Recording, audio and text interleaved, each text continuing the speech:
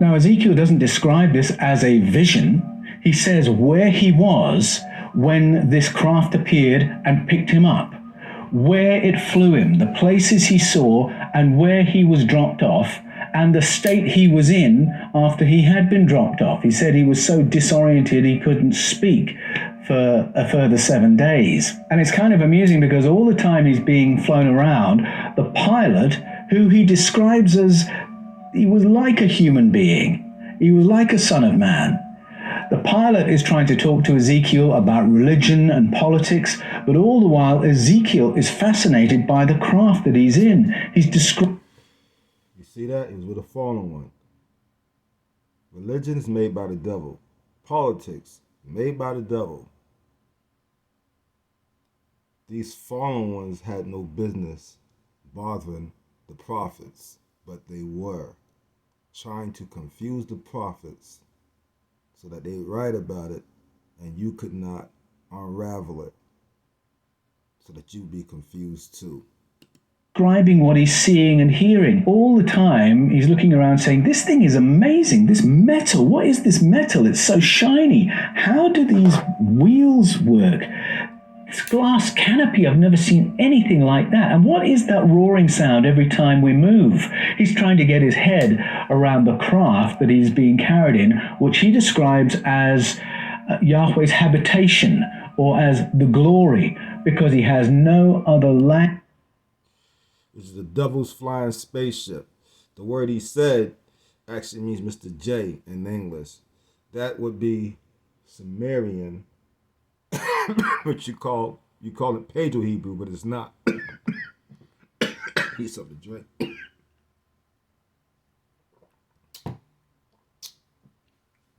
Helps when you talk a lot. So yeah.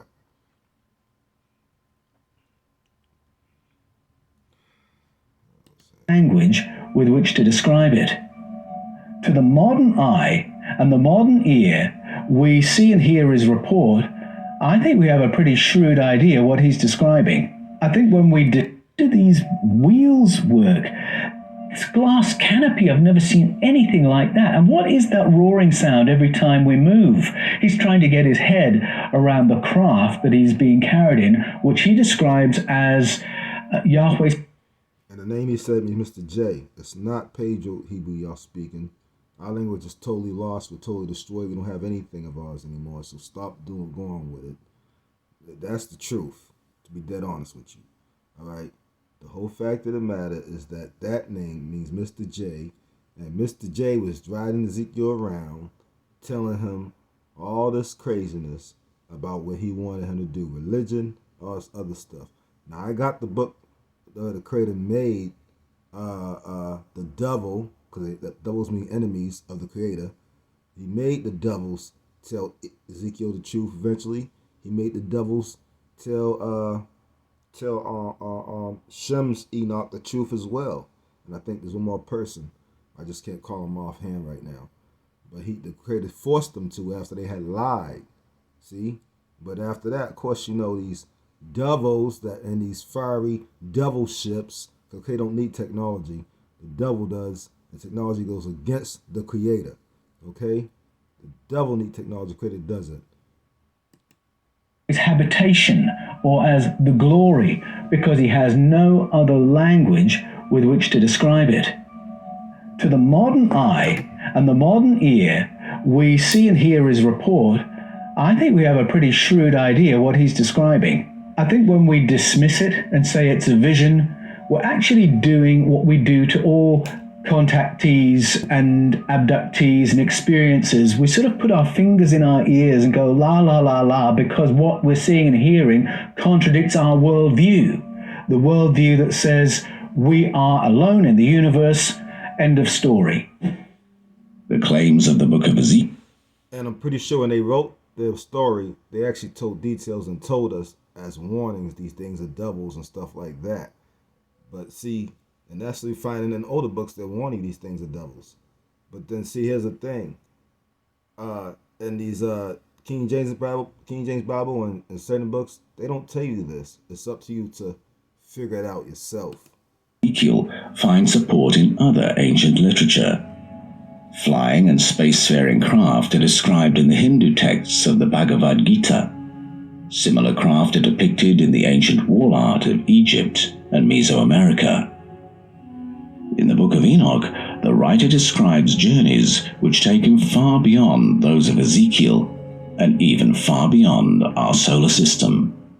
Ezekiel's travels around Iraq were just earthbound travels. He's just flying.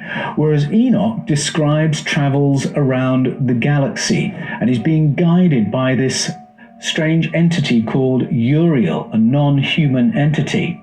Now, it's unclear whether he's being taken on a physical journey at that point, or if he's being shown a textbook, or if he's astral traveling. And it's very clear that he's trying to The demons were opening portals, bending space and time, so that they could not be held by time and space, because they cheating their way around it to go to and fro as they please. And it was showing Enoch the universe. I doubt they would show Shim's Enoch the universe. Probably King's Enoch. interpret this through his own worldview. But in one way or another, he's being shown the position of the stars, the heavenly bodies, how they move, and how they relate to each other. And this theme of astronomical information is a little bit anomalous in the Bible, but it actually rings bells with narratives and mythologies from all around the world. You can think about the Mayan calendar, the Aztecs, the Sumerians, the Egyptians. All of them had precise astronomical information in their mythologies. And you read that and you think, how could they possibly have had access to that information all that time ago? One of the most dramatic examples is the Dogon people of Mali. When the anthropologists got into conversation with their shamanic elders, they spoke about information they had to do with the Sirius star system. First of all, they knew that there was a 3-star system, something we didn't know about until the 20th century. And when the anthropologists asked them, how do you have all this information about the Sirius star system?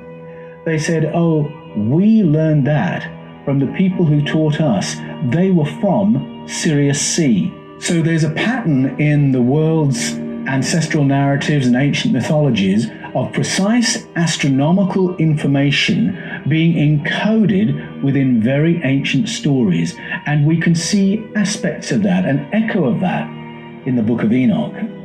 He's getting his information from a non-human entity called Uriel, who's giving him a little bit of an education on the solar system.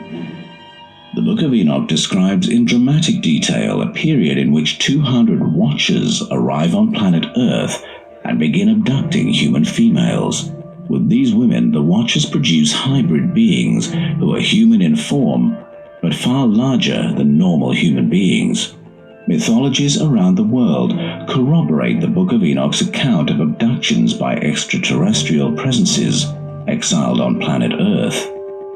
Although quoted verbatim in the New Testament letter of Jude and accepted as scripture by the Ethiopian Orthodox Church, the Book of Enoch has never been included in the internationally accepted canons of scripture for either Judaism or Christianity.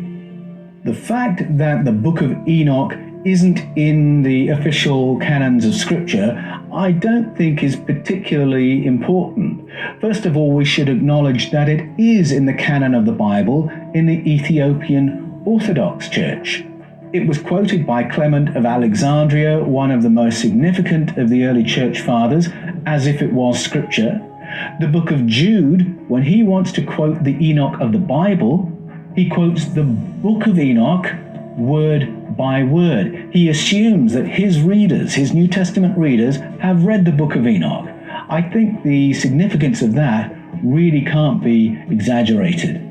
The stories told in the Book of Enoch are really an unpacking of narratives that we find in canonical books: Genesis, Ezekiel, the Gospels, and the New Testament.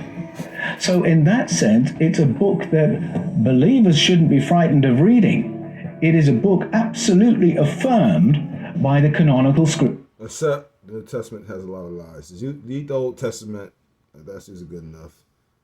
But there are some parts in the New Testament that's actually quoting some things Enoch said, not many, or agreeing with the Old Testament. If it agrees with the Old Testament and you understand how to break that book down, then that's a whole nother story. But if you don't understand, you will get confused or be a stumbling block for you. Really shouldn't even be part of that book in the first place, just in the Old Testament. Scriptures themselves. The Book of Enoch's story of 200 watchers coming to planet Earth and hybridizing with human females, resulting in giants, well, that's a narrative that you can find repeated. It's there in Genesis 6, but it's there in the narratives of cultures all around the world. Because it kept happening, and it still happens today, and these dumb things haven't stopped. And that's why the Creator's going to do something again to finally get rid of them forever and all their little buddies and so forth, so they can stop doing this to man, and they can stop twisting the seed and all that stuff and stop doing their witchcraft and their wizardry. You know what I'm talking about.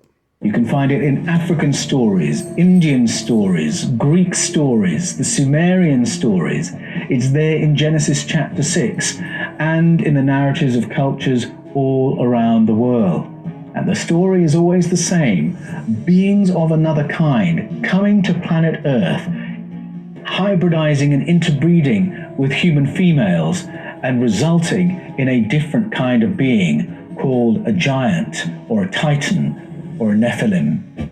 In the West, these ancient accounts of abduction and interbreeding have been read as fables. The beings exiled to Earth are interpreted as mythical beings, or nothing more than literary creations.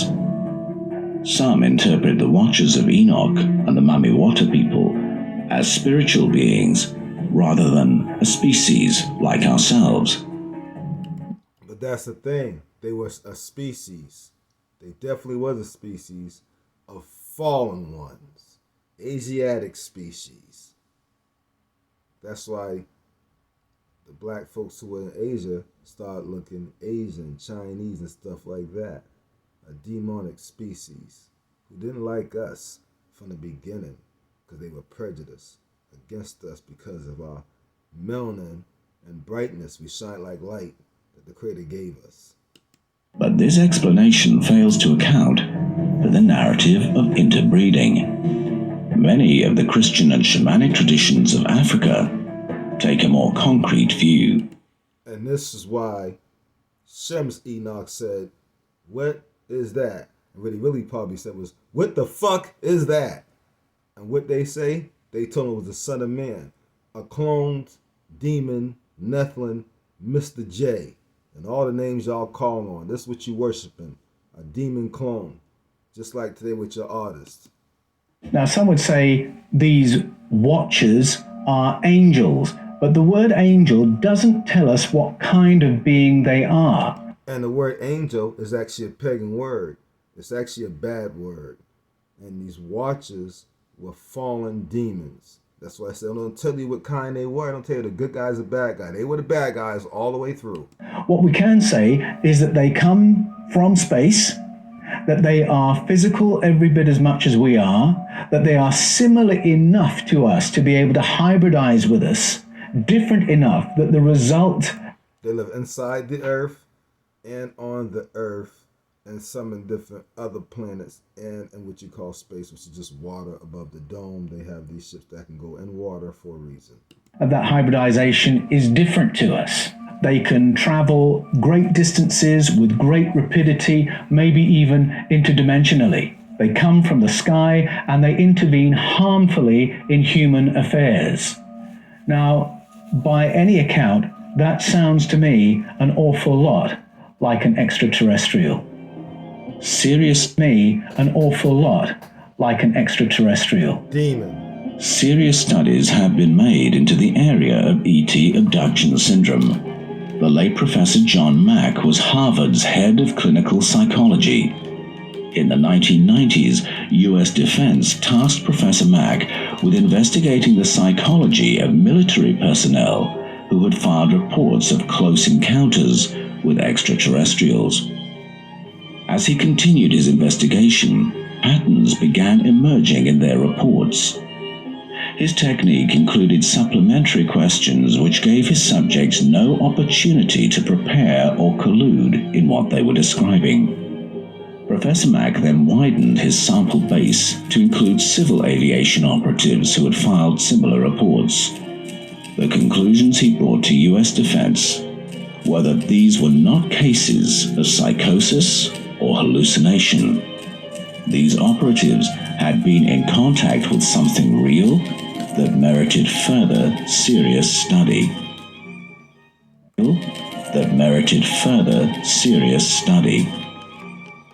In 2009, Pope Benedict XVI called on the Pontifical Academy of Sciences to convene a colloquium to discuss the theological implications of contact with other civilizations. The colloquium gathered 30 leading scholars and theologians.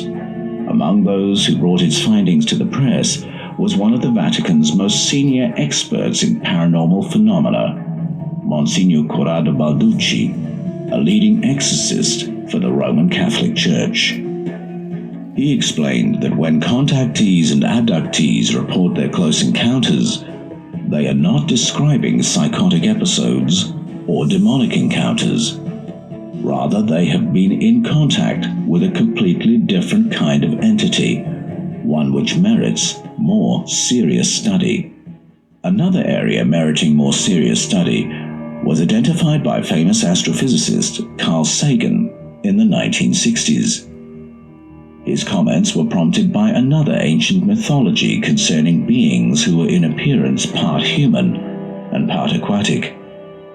The Apkallu were beings described in a Babylonian mythology that was written down by a Greek priest called Berossus in the 3rd century BCE. Berossus described the Apkallu as part human, part aquatic. And that's a theme Part human, part lizard. that recurs in the African Mamiwata tradition and in the Caribbean and in other mythologies around the world. And we see depictions of entities that are part human, part aquatic in many diverse cultures, seemingly with no contact with each other. Berossus goes on to talk about one of the leaders of the Apkallu, Oannes, and describes that they took a role in nurturing early humanity, providing our ancestors with the basic tools of civilization to set us on our journey as a human civilization. But they did not. Before them, we had abilities. We could talk with our minds, levitate. We could do many things. The Creator made us perfect, and we were made very, very similar to Him. To the Creator. In fact, we were made as a light being. How come the Creator shines as lighter than anybody could? And the devil tries to imitate that. He was mad when he seen that we shine like light. In fact, it alarmed him.